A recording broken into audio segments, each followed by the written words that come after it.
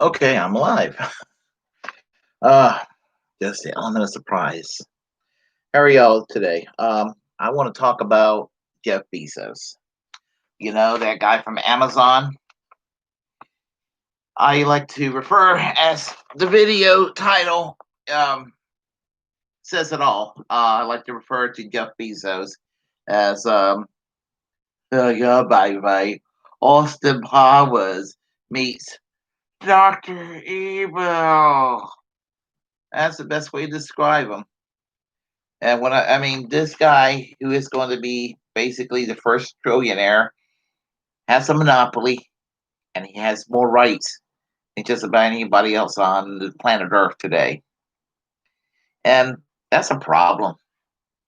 That is a problem.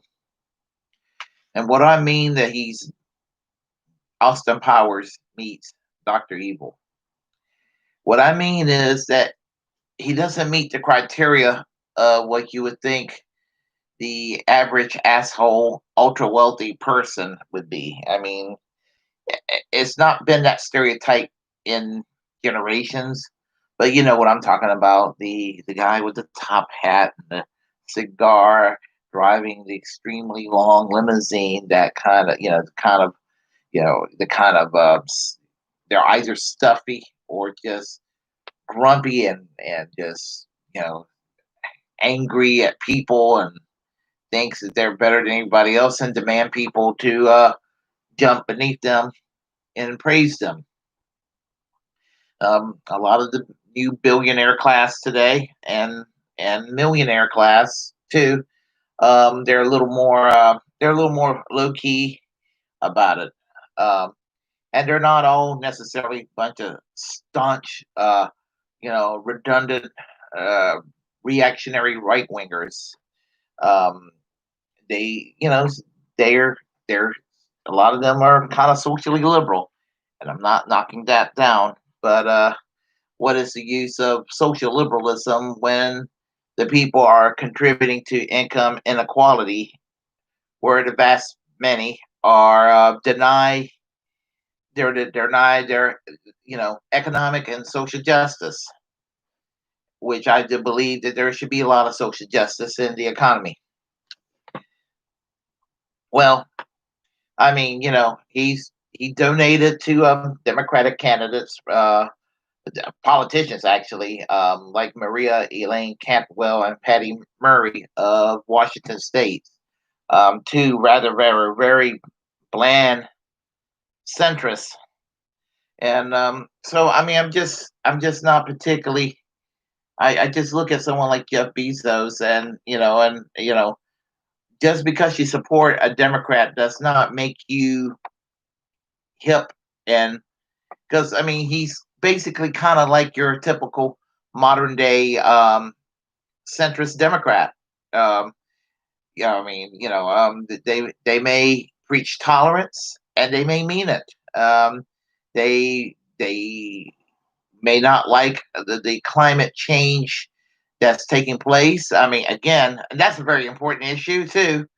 But when it comes to things like living wage for workers and an economy that's actually helps everybody, then they're not on board. So, sure, you go and support Maria Elaine Cantwell and Patty Murray, but you spend a lot of money trying to defeat Kashama Sawant, who is a well, I'm not being judgmental, but she's a Trotskyite member of the Seattle City Council. Um, I would vote for her, believe it or not, if I lived in Seattle, even though I'm not a Trotskyite myself. But the point I'm trying to make is when push comes to shove, no matter how woke somebody is, if you're in the billionaire class, chances are, when it comes to screwing over working class folks, they're going to be right there ready to do so and do it without a conscience. Um, the fact that somebody's a trillionaire, if that doesn't outrage people, I'm just beside myself why people are not more outraged by that. I mean, more rights than the average person. And think about it, Amazon is a freaking monopoly. It is. What should the solution be?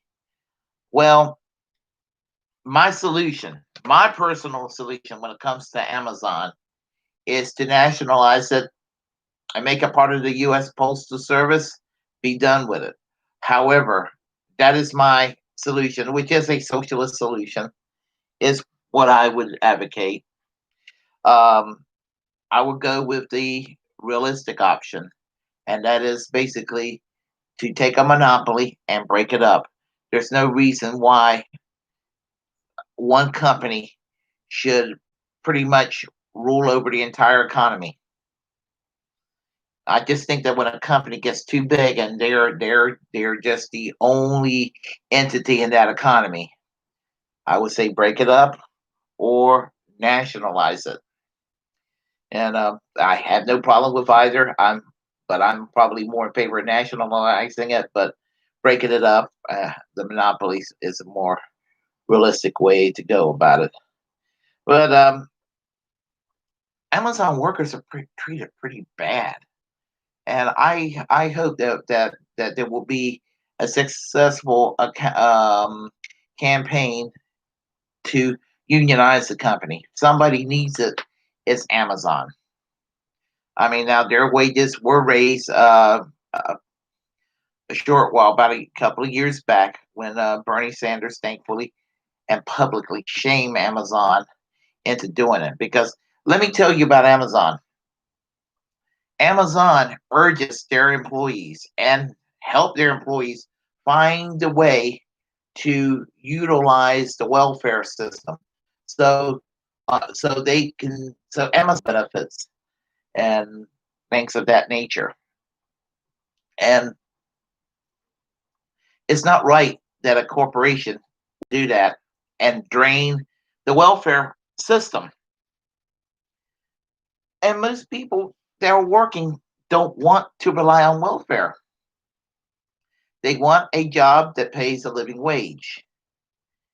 And my friend, transgender activist Catherine Ann McCloskey, and I were discussing on the phone. No, not on the phone. It was online. We were discussing this online. Online a few days ago on Facebook about the labor movement, and we were discussing. The late Michael Harrington talked about hidden social democracies within the economy, and that basically means the days when the unions were strong, and when the unions were strong, most people who graduated high school or college could go into a job, a career, and work for 35, 40 years, 30, 35, 40 years, and guaranteed to make a living wage job that covers where they were able to provide for the whole family, buy a nice home, have good healthcare benefits, a good retirement plan, plenty of vacation time,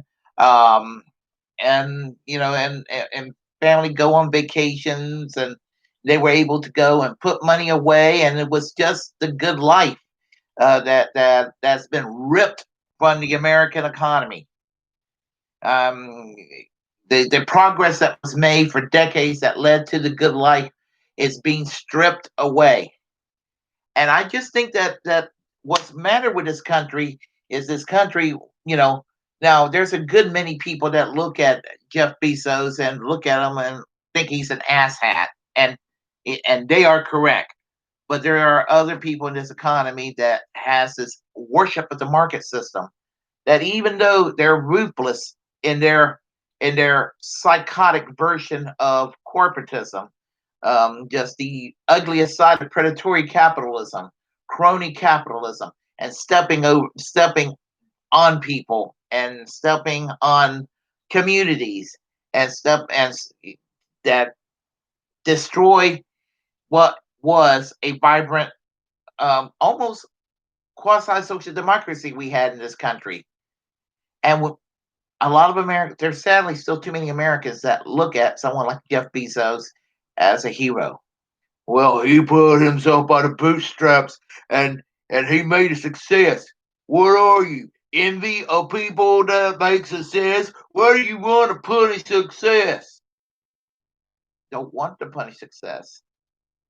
I want people to be inventive and to be able to create and do good things within a free market system. But it doesn't mean that person should have more rights than everybody else in the country, and that person doesn't mean that the massive amount of wealth that they have is enough that would deprive millions of people the good life that was once prevalent in this country. Now, sadly, that good life that I talk about wasn't there for everybody, because we had things like the ugly side of America, racism and segregation, and it was wrong what we did, and we denied that to the African American community, a great sin that the United States have committed. And as today, the underclass is not just African Americans, and there are many African Americans who are middle class and well off too. But the thing about it is that is everybody in our economy. I mean, the economy, our middle class is declining. When you have 6% of the workforce belonging to a labor union, you know something is the hell wrong. And we need more robust trade unionism. I would urge a militancy within the labor movement because we need it. We need it. We need to have the unions come back. We need to remove right to work laws. We need wage increases. We need to protect our workers from companies being outsourced elsewhere. And we need to protect the American people. Now, that's the kind of America first that I'm for, not the one that's of xenophobia and racism and mistrust against whole groups of people. Oh, except for the super wealthy. I don't trust the super wealthy. I'm prejudiced against the super wealthy. Make no apologies about that. That's an enemy to go after, the powerful and elite. But not to go after people because of skin color, ethnicity, religion, or sexual orientation, or what have you. Jeff Bezos is a bad man, pure and simple. And I make no apologies. Take that trillion away from him. I might be okay, barely be okay with him making keeping a billion, but there's no way in hell somebody should have $1 trillion. No one person should be able to do that. Make no apologies for that. Anyway, if you like what you heard, you can press like. If you hate it, you can press dislike. Either way, comment. Um, subscribe. Please subscribe. Help make this channel grow. And as a First Amendment absolutist, like I always tell people, if you have a platform, use it, utilize it, make your voice heard, because we are the muckrakers of our time, and never forget that. Um, and I guess that's pretty much all I have to say for right now. Until next time, peace, and Bernie Sanders for president in the year 2024. And no, I'm not kidding when I said that.